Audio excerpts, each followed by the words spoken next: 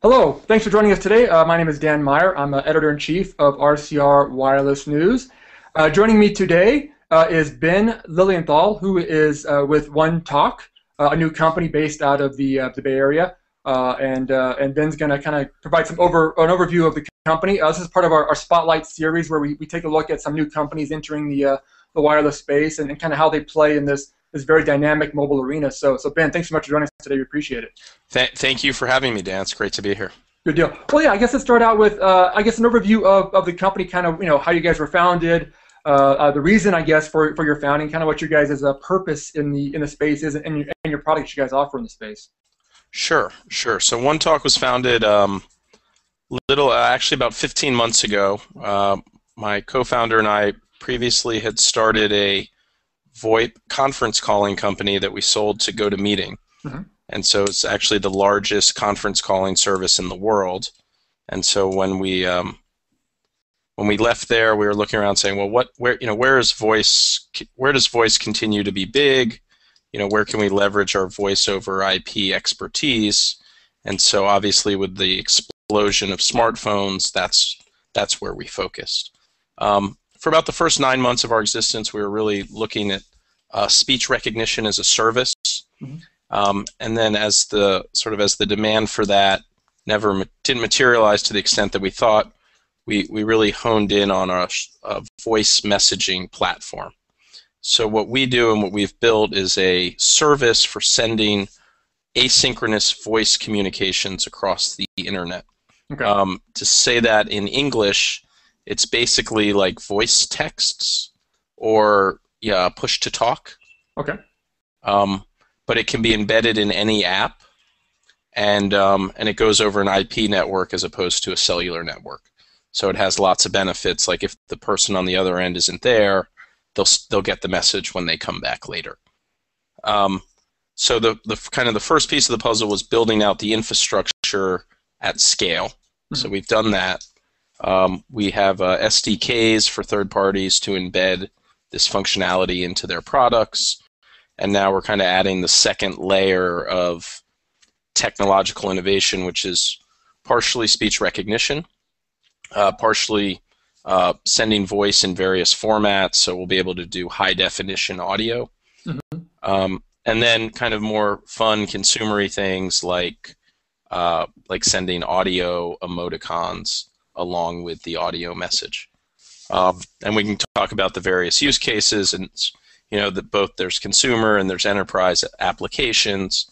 But I guess maybe touch on that, because I guess who's your target market for your offerings? It does seem like it can kind of go across the consumer or enterprise space. Really, I mean, it seems like it's a pretty broad base there. Yeah, I mean, what's interesting is on the consumer side, there's some very obvious use cases, like you're in the car and you don't really want to make a phone call. You kind of just want to send a quick text message, hey, I'm running 20 minutes late. Turns out texting and driving, not only is it really dangerous, it's illegal. So that's a great use case, right? You record an audio message, it gets sent to whoever you're meeting on the other end, and there's a short transcription so they kind of can get the gist of the message and listen to it. Mm-hmm. Another great use case on the consumer side are baby boomers. So folks who really never learned to text, right? Like my parents. I guess they're out there, so yeah. Oh, yeah. Pretty much, anyone kind of, over 60 has a hard time texting. Yeah, sure. And so that's another big use case. And then, the third use case is people still want to communicate with voice. I mean, people have been trained to communicate asynchronously via texting. Mm-hmm. But there are times when voice is important. Mm-hmm. And so this is, imagine like you just want to leave somebody a voicemail, but you don't actually want to run the risk of having to talk to them or go through the hassle of listening to their voicemail. So that's the other thing that the OneTalk platform enables. We built an app called Holler that basically is our SDK with some logic embedded to demonstrate the functionality and the power of the platform. And that's out there, and there's consumers using it. We're not. That's not really our business, but it demonstrates what we do. Mhm. On the enterprise side, Nextel built an entire business around push to talk, and most interestingly, Sprint is just shutting all of that down. Mhm. So there's a huge land grab on the enterprise side for all those push to talk customers, and the use cases there are field sales, field service enablement, fleet management, construction, all sorts of places where you need to be hands free. And again, if you can do that in an IP data environment as opposed to a voice, cellular, GSM environment, there's you can do a lot of stuff quicker, faster, better. And so we're seeing some pull on the enterprise side, and also tons of pull on the consumer side. Gotcha. And so who are you targeting specifically? Are you going to the enterprises yourself, or are you trying to work through carriers or through application developers? What's kind of your main target for your product? Yeah, so we have had success in the past as a OEM provider to third parties. Okay.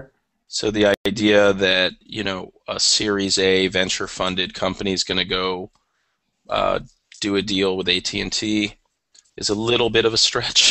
Mm-hmm. Right, but we've been working with some of their vendors to integrate the technology and offer it up as a comprehensive platform. Mm-hmm. So we're one of a number of things that goes onto the network or into the box that they sell to them. So we've been talking to sort of all of, you can imagine, the traditional telecom vendors, folks who are selling to the enterprise, as well as over-the-top apps. So, there's been tons of press in the last quarter or two, ranging from WhatsApp to HeyTel to blah, blah, blah. So we've been talking to various people in that segment. So that's our kind of consumer play, and our enterprise play is through the established telecom vendors. Gotcha. I guess what's your kind of view of that market right now? Because it does seem like you said, there's been a lot of talk kind of around this space, over the past couple of quarters.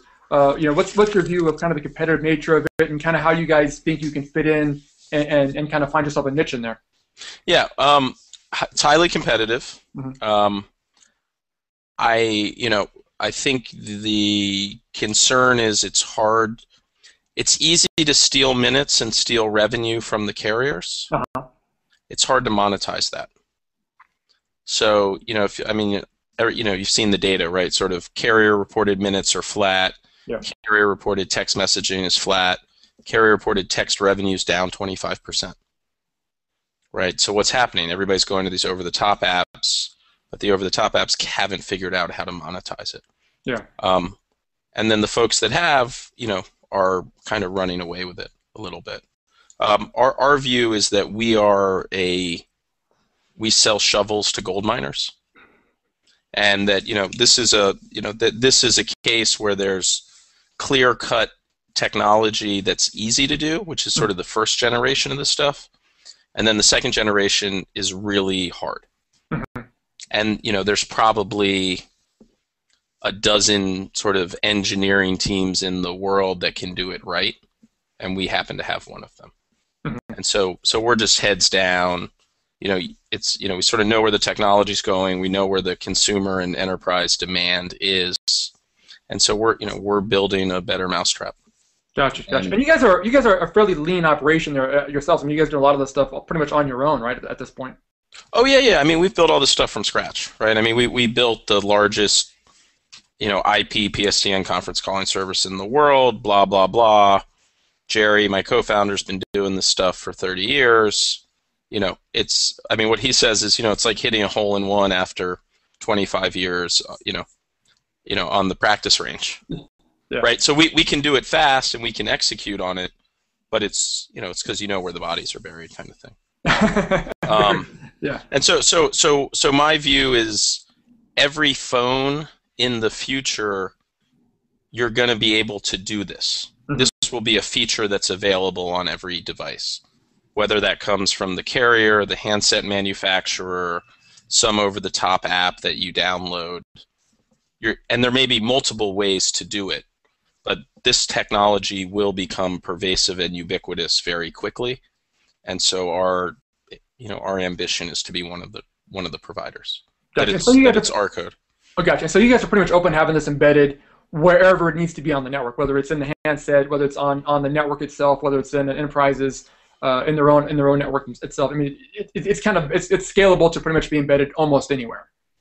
Yeah, I mean, the idea that OneTalk is a brand that has any resonance with consumers is pretty ludicrous. I mean, from my mind, that that would be great, but that's not our business or our business model. That's right. So we have what we built was we built an SDK for iOS and an SDK for Android that encapsulates all of our technology, which really abstracts how you interact with the device and all the audio drivers, encodes the audio in whichever codec the partner wants, sends it up to our stuff in the cloud, our servers basically on the network, and then they do what they're supposed to do with it.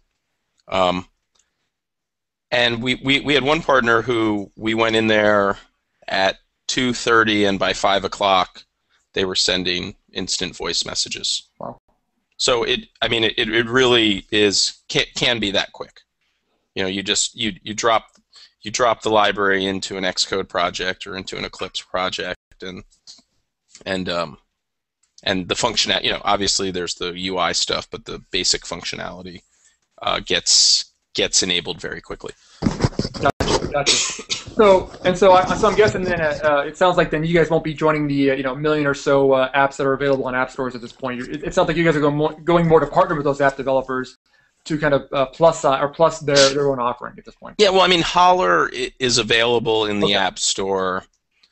We've built an integration into Kik, which is another one of these over-the-top messenger apps that actually we're just releasing today on Android, which is Holler for Kik, with the idea that in a perfect world it gets embedded in, but in the meantime we're happy to work with the APIs to kind of demonstrate the functionality. But no, we're not. Like I said, we're a tool for gold miners. We're not out there. We're not a consumer play. We're not. That's not really our focus is on core technology. Gotcha. Makes sense. Okay, and then maybe one final question too. I guess obviously you guys are somewhat of a startup, 15 months old at this point. We get a lot of questions from people asking kind of about the current VC market and kind of what it's like to be a startup right now. I mean, obviously there's a lot of players coming into the app space and whatnot, but it seems like there is a lot of VC potential out there. How do you guys? I mean, how is the VC market? How was it for you guys, and how do you kind of view that market from a company that's having to play inside of it? Yeah, I mean, kind of. I'll have a better idea in about 6 months. I mean, we were fortunate enough where when we exited the last business, we had a couple people saying, "Hey, we'll write you guys a check, and then figure out what you're going to do with it." Mm-hmm. And so, a little bit that's been we've been sort of that's been why OneTalk has been weaving. Mm-hmm. But I guess the thing that I'm seeing in mobile is once you get traction, the hockey stick goes so high so quickly that there's tons of money for those guys. Mm-hmm. And so if you are one of those lucky, right, if you do grab a brass ring, it's you're off very quickly. So there's lots. So everyone's looking for that. Yeah. Right, and then kind of the next tier behind that. I think there's a lot of I think a lot of people are going to make a lot of money, and a lot of people are going to lose a lot of money. I mean it's I think it's sort of similar dynamics to like Web 1.0, but but you have real data metrics to work off of. Yeah. I don't know if that answers your question. No, it does. Yeah, I mean, it definitely seems like too with the fact that mobile, does seem to kind of continue to be this growth to it, targeting that aspect of it. Does seem to provide perhaps a much larger base in the end than traditional Internet 1.0 did, or Web 1.0, because that was basically all based on computers, and people had to have a computer. Right. So with mobile, I mean, it's hard to get everybody a computer, but to get everybody a mobile device is a pretty easy step. It seems like. I think so. Yeah. Who was on? Eric Schmidt was on The Daily Show or something. Yeah. He said, the next we've got 2 billion people on. The next 2 billion are all going to come via smartphones. Yeah. Right. So I mean, it's just the scale it's mind-boggling. I mean, it's mind-boggling how big it is, and how fast the adoption happens on mobile. So yeah, that sounds good. Yeah, so we're plugging away. Sounds good. Well, hey Ben, we definitely appreciate the time, and thanks for kind of the overview on OneTalk. And again, thanks so much for the time today, and good luck with what you guys have going on there. Great, really appreciate it. Thank you. All right, thanks a lot.